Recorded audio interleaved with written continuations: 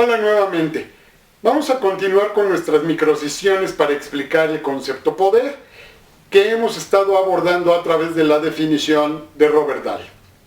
Previamente hemos hablado de la definición de poder que utiliza Dahl, de Max Weber, de la importancia de las relaciones de poder para explicar los sistemas políticos, el Estado y los regímenes, así como también conocer las 8 características del poder divididas en 4 características descriptivas y 4 características explicativas. El día de hoy vamos a cerrar esta explicación argumentando sobre la clasificación del poder que menciona Robert Dahl. Bueno, si bien él cita a variados autores para esta finalidad, dice que hay 4 características fundamentales para clasificar el poder. ¿Cuáles son estas 4 características, repito, para la clasificación del poder? Primera, la legitimidad. La legitimidad se refiere a qué tanto se apega R a lo que hace o mandata o ejerce C.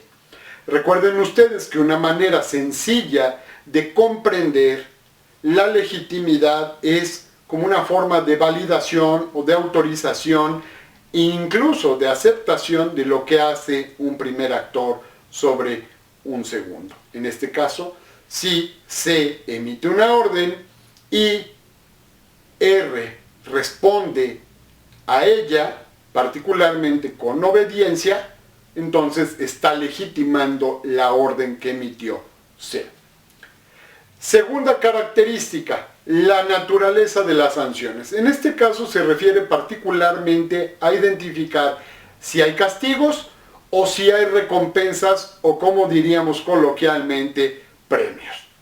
Si bien el premio o la recompensa no es una sanción, sí es una medida de aprobación que nos permite tener un espectro positivo y negativo de esto.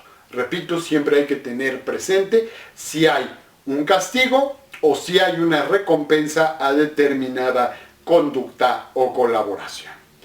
Tercera característica, la magnitud de las sanciones. Si las sanciones son estrictamente, exageradamente severas, podríamos pensar, incluso en la actualidad, en regímenes democráticos y no democráticos. Hay casos donde la pena de muerte está perfectamente legitimada y legalizada, y en casos donde la pena de muerte, que formalmente no se denomina así, pero se lleva al extremo, puede ser por la tortura. Bueno, en ese caso tenemos una sanción muy drástica, extrema, o sanciones que deben de corresponder a el tipo de infracción o incluso de delito que exista. Todos sabemos que no debe de ser sancionado de la misma manera, por ejemplo, repito, cometer una infracción como puede ser pasarse un alto al ir conduciendo nuestro vehículo, a el caso de sancionar, por ejemplo, un homicidio. Tenemos que tener perfectamente claro ese espectro, desde las sanciones más sencillas o elementales hasta las más drásticas. Cuarta característica, los medios o canales empleados para ejercer el poder. Uno muy tradicional que siempre estarán pendientes los políticos tiene que ver particularmente con la accesibilidad a cierta información. Es importantísimo en la acción de gobierno, por ejemplo, para el proceso de toma de decisiones en materia de planes y programas de gobierno y o de políticas públicas, que cuenten con información de primera mano, de calidad, con un rigor perfectamente sustentado en evidencias y que les permitan, repito, tomar las mejores decisiones. Bueno, nadie puede tomar mejores decisiones si la calidad de la información es deficiente. Bueno, los diques o frenos que se le pongan a la información en un proceso decisorio pueden ser reflejo de un poder que se está ejerciendo por parte de R en contra de C, o incluso de C sobre R si presuponemos que C es el gobernante y los gobernados, la sociedad, por ejemplo, está teniendo limitantes al acceso de la información respecto al proceso decisorio que ejerce C. Dicho esto, estamos concluyendo esa parte de las 4 características de la clasificación del poder. Robert Dahl continúa sobre su argumento explicando la importancia de los criterios de medición. Si bien Robert Dahl advierte en este texto sobre lo limitado en ese momento del alcance de distintos métodos para medir el poder, hoy en día contamos con muchísimas herramientas que permiten medirlo. En este caso no vamos a profundizar en ello, nos vamos a abocar particularmente al argumento de Dahl y en otras sesiones podremos hacer una serie de recomendaciones o de sugerencias o de explicaciones sobre otros métodos de medición del poder.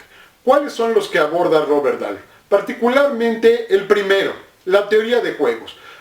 Es por varios o por casi todos sabidos que dentro de las ciencias sociales y obviamente no escapa la ciencia política, las relaciones internacionales, la administración pública y muchas otras ciencias y o disciplinas a la utilización de métodos cuantitativos. Bueno, la teoría de juegos es una modelación matemática que nos permite utilizar estas herramientas, valga la redundancia, estos métodos para explicar la conducta colaborativa o no de determinados actores, como se denomina en un juego de poder, ¿sí?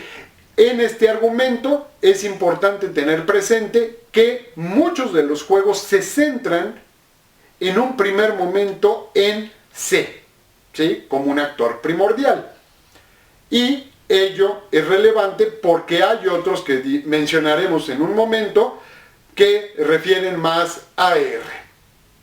Entonces, la teoría de juegos puede ser aplicada en distintos análisis que ustedes pueden llevar a cabo para explicar una o varias relaciones de poder locales o internacionales. Segundo criterio de medición del poder.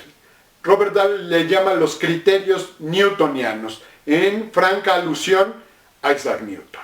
En este caso, particularmente se refiere a esa relación de poder donde hay una reacción a toda acción con una fuerza de igual o mayor magnitud. Bueno, todos sabemos ahora en términos prácticos que no forzosamente en términos sociales o políticos ocurre así, por lo menos de manera inmediata.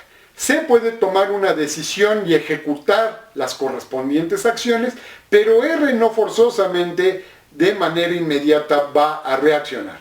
¿Qué quiero decir con esto? Puede estar armando una estrategia más profunda, más sofisticada, que como toda estrategia aspira a ser efectiva para contrarrestar y en su caso hasta derrocar, debilitar o mandar una señal muy clara a C. Esta puede ser más grande o menor a lo que C originalmente emitió. Por eso lo vemos así. Tercer criterio, los llamados costos económicos. En este caso, como ya habíamos visto cuando abordamos las características explicativas del poder, hablábamos de los costos. Bueno, en este caso, Dahl aborda nuevamente los costos económicos. Aquí particularmente habla del costo de oportunidad que un actor involucrado en una relación de poder va a tener por la decisión que tome de colaborar o no. Todo esto, repito, trae un costo de oportunidad. Si lo vemos en términos en su mayor literalidad económicos, ¿sí? Toda actividad política trae un costo. Si regresamos al ejemplo que previamente había puesto de las campañas políticas, una mujer o un hombre que aspiran a la primera magistratura del país requerirán de vastos recursos económico-financieros para financiar, valga la redundancia, su campaña política. Entonces, estos recursos podrán provenir de financiamiento público o financiamiento privado. pero el ejercicio de esos recursos económico-financieros tendrá evidentemente un costo. Contratar espacios para la canalización, proyección y difusión de su propaganda tiene un costo en los medios de comunicación masivo, ¿sí? Es por todo sabido que muchas veces políticos nacionales y de otros países señalan que involucrarse en una campaña política tiene altos costos e incluso llegan a poner de su bolsa. Bueno, estos son los 3 criterios de medición del poder que aborda Robert Dahl. Con esto doy por concluida la explicación del concepto poder a través de la definición que utiliza Robert Dahl. Les agradezco mucho su atención y nos vemos en otra de nuestras microsesiones para la ciencia política o las relaciones internacionales. Hasta pronto.